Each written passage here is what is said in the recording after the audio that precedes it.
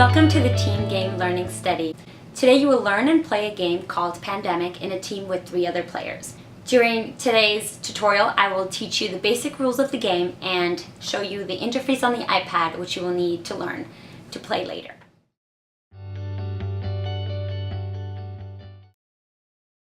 Here's the interface of the game. Pandemic is a cooperative game in which a team of 4 players works together to stop the spread of 4 different diseases and finds the cure for them. The 4 different diseases are distinguished by different colors, such as red, black, yellow, and blue. The number of cubes in a city is the number of diseases. For example, as you can see in the left side of the interface, Miami is infected by 2 yellow diseases. The game is won when all 4 diseases are cured, and the team's overall goal is to cooperate to find the cures to these diseases. Curing all 4 diseases is the only way to win the game. I will tell you how to cure diseases later. During the game, each player plays a different role, such as medic or scientist, as you can see on the right panel. Each player also gets player cards, which can also be seen under each player. These will also be discussed in more detail later.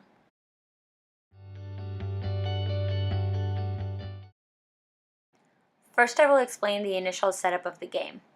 At the start of the game, all players start off in Atlanta.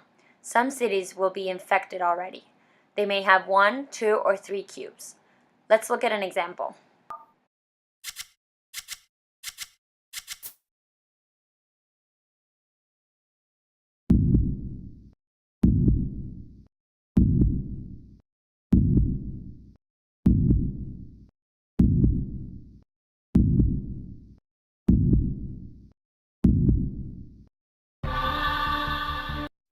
That was the example of the initial setup, and as you may have noticed, each of you will have 2 cards in your hand. During the game, you and your team members will take turns playing. Each of you will have 4 actions to take during your turn, and you can use your actions to treat, move around, or do something else, as I will show you later. Some of these actions need to be realized by discarding player cards from your hand. After you use up all 4 actions, you will draw 2 new cards and pass the iPad to the next player. On the bottom left corner of the screen, you can see whose turn it is and how many actions that player has left. For example, in this case, it's the medic's turn and he has 4 actions left. Finally, after you get 2 new cards, we have the Infect City step, and more cities will be infected randomly. At the beginning of the game, 2 cities per turn will be infected. But this infection rate of 2 may increase when some special cards are drawn. I will explain these later.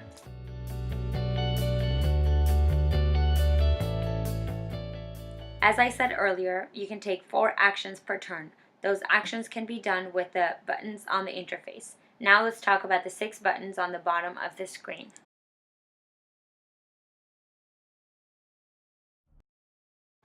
Starting from the left, we have the Move button. This button allows you to move your pawn around the board. You can also just tap on the city you want to move to. There are several ways to move a pawn around the map. The player can move their pawn to any city that is directly connected to the city they are currently in. This is referred to as car or ferry travel. Moving a pawn to a connected city uses 1 action.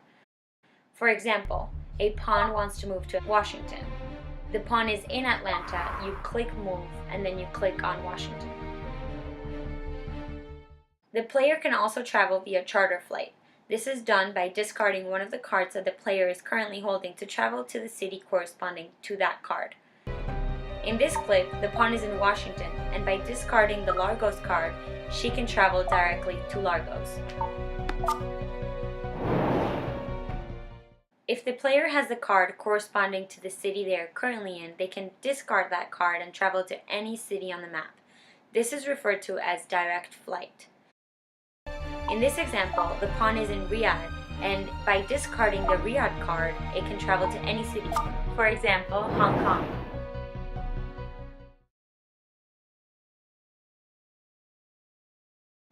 Next is the Treat button. This allows the player to treat disease cubes in the city their pawn is located in. Most of the time, clicking Treat 1 time treats 1 cube by removing it from that city. For example, this pawn treats 2 cubes by clicking Treat twice, which consumes 2 actions.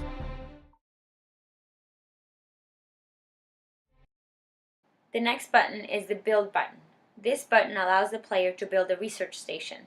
To do so, they must have the card for the city they want to build the research station in, and they must be in that city. Building a research station will discard the player card for the city it is built in. At the beginning of the game, there's only one research station on the map in Atlanta, represented by a small house. There are several benefits from building a research station. For example, the player can move their pawn from a research station directly to any other research station around the board with just one action. For example, the pawn is in Montreal, and by discarding the Montreal card, it can build a research station.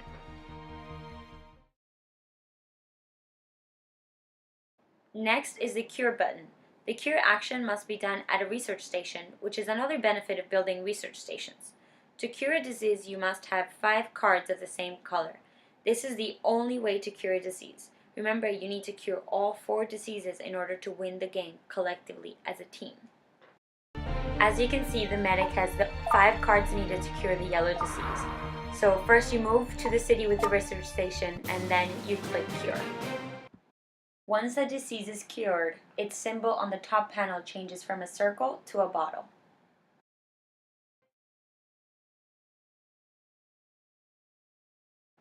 The next button is the Share button. Share allows you to share cards with other players. You and the player you want to share cards with must be in the same city as the card you want to exchange. For example, because the dispatcher and the scientist are both in Algiers, the dispatcher can give her Algiers card to the scientist.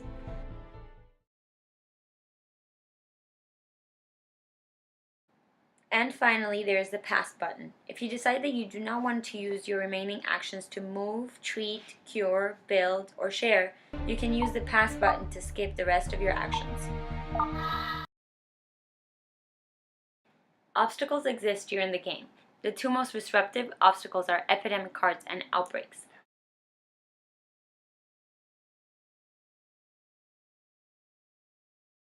Let me explain epidemic cards first. 4 epidemic cards will be mixed into the player card deck. Several things will happen when an epidemic card is drawn. Let's look at this clip. First, the infection rate increases. Next, the bottom card in the infection discard pile is taken and 3 disease cubes are added to that city. Then, all the cards in the infection discard pile are shuffled and added back to the infection deck. The normal infect city steps occurs after this.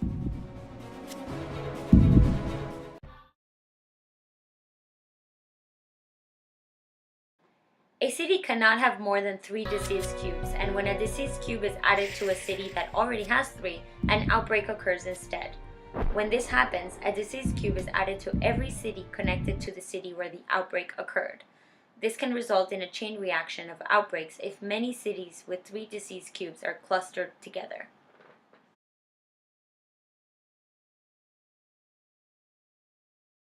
There are some elements on the interface that you may want to know. On the right side where it says Team Info, you can see an overview of what cards each member of your team has, as well as the order everyone goes in.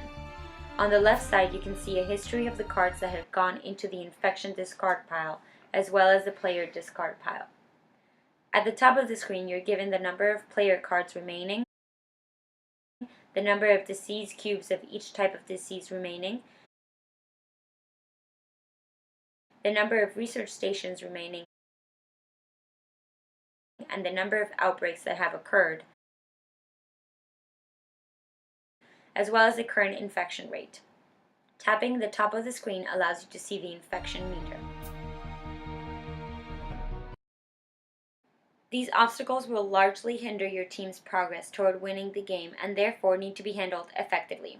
In fact, during the game there are 3 possible ways to lose. If you run out of player cards and cannot draw a card, your team loses. If there are no more disease cubes left when one needs to be placed, your team loses. And if 8 outbreaks occur, your team loses. Remember, the main goal is to cure all 4 diseases. This is the only way that you can win. Let me show you how to monitor the progress of your team on the iPad interface by checking the critical numbers on the top panel. As you can see in this screenshot, there are several numbers. The first number, 3, on the left is the number of player cards remaining, which is red because it's low. If this number reaches 0, your team loses. The next four are the number of cubes left for each disease. In this picture, the blue, yellow, and red diseases are running low. That's why they're in red. If any of these reaches 0, your team loses. Finally, the number next to the red X represents the number of outbreaks that have already happened. If it reaches 8, your team loses.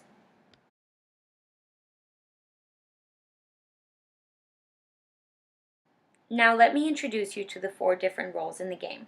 They are the medic, the scientist, the researcher, and the dispatcher.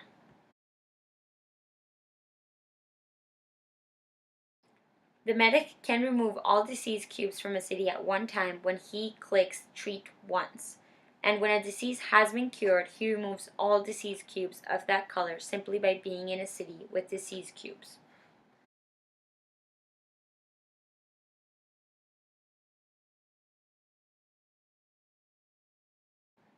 The dispatcher can move other players' pawns as if they were his own pawn. This means he can walk them from one city to a connected city or from research station to research station just as the other player would. He can also move a pawn to the same city where there's a pawn already.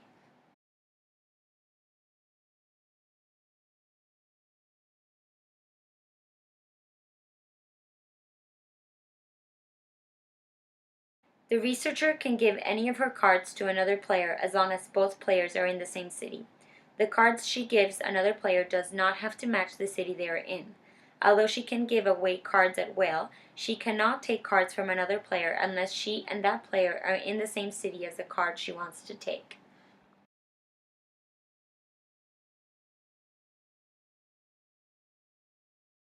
The scientist only needs 4 cards of one color to cure a disease instead of 5.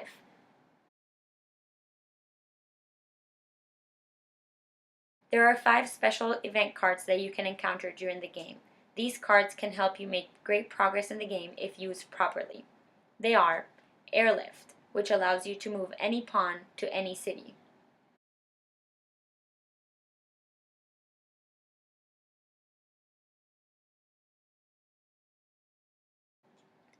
Forecast, which allows you to look at the top 6 cards in the infection deck and rearrange them to your liking.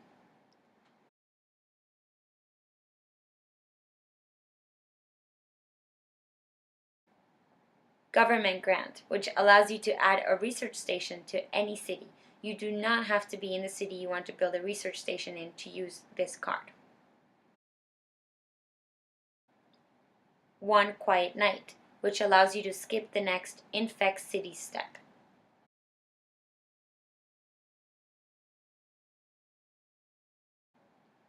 And Resilient Population, which lets you remove any card from the infection discard pile. This card is then removed from the game permanently. When you have too many cards, be sure not to discard your event card. Instead, click Event on the bottom right-hand side to use it. Playing an event card is not an action. Remember that you can view all event cards your team currently has by clicking the Event button on the bottom right. You can use anyone's event card during your turn. Alright, that's all for the tutorial. Good luck saving the world.